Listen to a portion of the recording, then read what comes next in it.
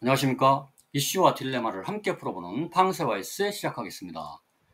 빚을 갚을 능력이 있는 맞벌이들이 대출 규제로 날벼락을 맞게 됐습니다.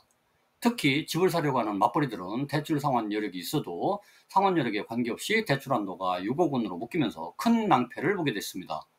이번 부동산 대책으로 맞벌이 부부 등이 집을 늘려서 이사하거나 상급지로 가는 사다리가 원천적으로 막혔다는 지적이 나옵니다. 언론 취재에 따르면 서울 동작구 이모 씨 부부는 지난 27일 정부의 부동산 대책을 보고 이사 계획을 포기했습니다. 남편과 아내 둘 다 대기업에 다니는 이 부부의 합산 소득은 월 1,000만 원 정도 되는데 자녀 교육과 출퇴근 편의를 고려해서 20억 원 남짓한 잠실적 아파트를 알아봤지만 대출 규제가 발표되자 계획을 접은 것입니다.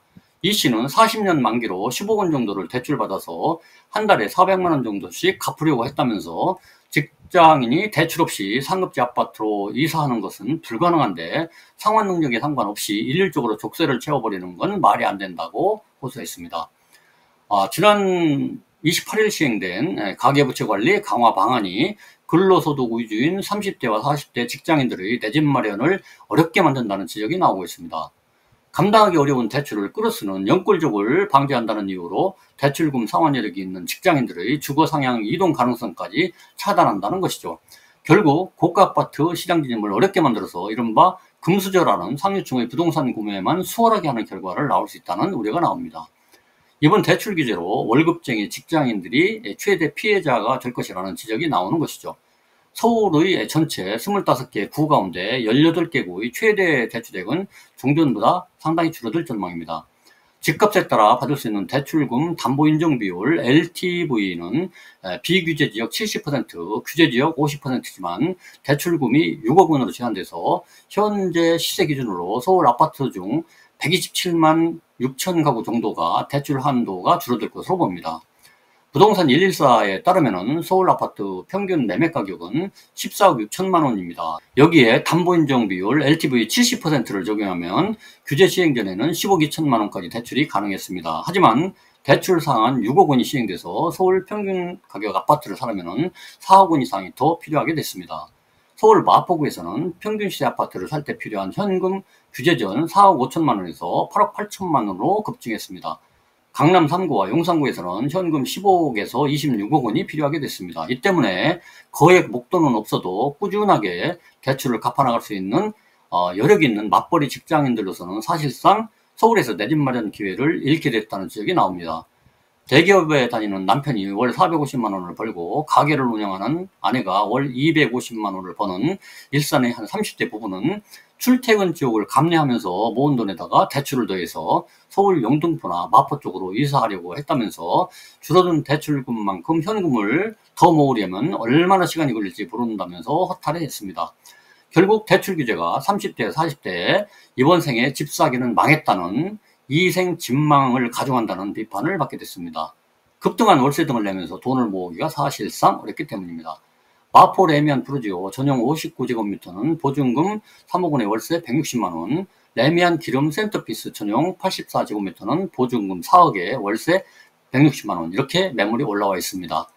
40대 맞벌이 직장인 김모 씨는 이사비와 복비에 전세 또는 월세 비용까지 치솟는 거주 비용을 감당하면서 집 살 돈까지 모은다는 것은 현실적으로 말이 안 된다면서 부모한테 물려받은 게 없는 평범한 청년층들은 월급으로 집 살 방법이 사라진 것이라고 말했습니다. 전세를 끼고 사는 이른바 갭 투자 방지를 위한 대책이 빠졌다는 지적도 제기됩니다. 주택 담보대출을 받았을 경우엔 6개월 이내 전입을 의무화했지만 전세금을 더해서 아파트를 구매하는 갭 투자는 주택 담보대출을 받지 않는 게 일반적이기 때문입니다. 고종환 한국자산관리연구원장은 집값이 하락하면 갭 투자에 필요한 금액은 줄어든다면서 일반 직장인의 매매 거래는 막힌 상황에서 일부 금매가 나오기 시작하면 오히려 대출이 필요 없는 현금 부자들이나 갭 투자자들에게는 투자 기회가 될 수 있을 것이라고 말했습니다. 일부에서는 이번 규제로 집값이 하락하면 대출을 많이 받을 이유가 사라진다는 의견도 있는 만큼 향후 추이를 지켜봐야 할 것으로 보입니다. 아무튼 대출 규제로 신혼부부 등 실수요자의 디딤돌 대출이나 버팀목 대출이 크게 늘 것으로 보입니다. 정부가 6억 원 이상 주택담보대출을 금지했지만 정책적으로 공급하는 정책대출로 수요가 옮겨가는 풍선 효과가 나타날 수 있다는 분석이 제기되고 있습니다. 디딤돌 대출이나 버팀목 대출 등 정책 대출은 시중은행 금리보다 1%포인트에서 3%포인트 낮은 데다가 총부채 원리금 상환 비율 DSR 규제에서도 제외됩니다. 이번 대책에도 정책 대출의 한도를 최대 1억 원 축소하는 방안이 담겼지만은 시장에서는 관련 규제가 상대적으로 강하지 않다는 평가가 나오고 있습니다. 정책 대출 등은 생애 최초로 주택을 구입하는 경우나 신혼부부 그리고 신생아 가구 등에 연 1% 후반에서 4%대 초반 금리로 대출을 제공하기 때문에 연 4%가 넘는 시중은행 주택담보대출 금리보다 낮다 보니까 수요가 크게 늘고 있습니다.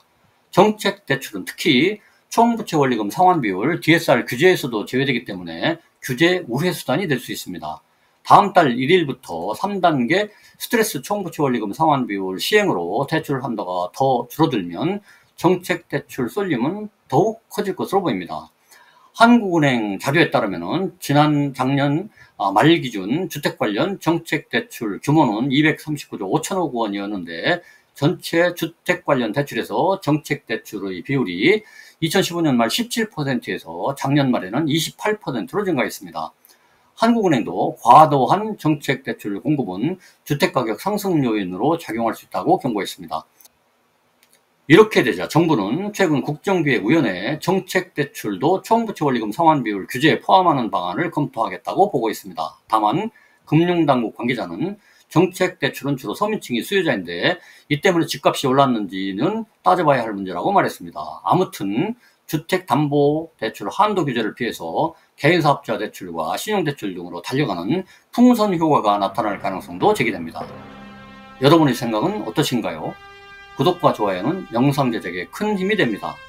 감사합니다.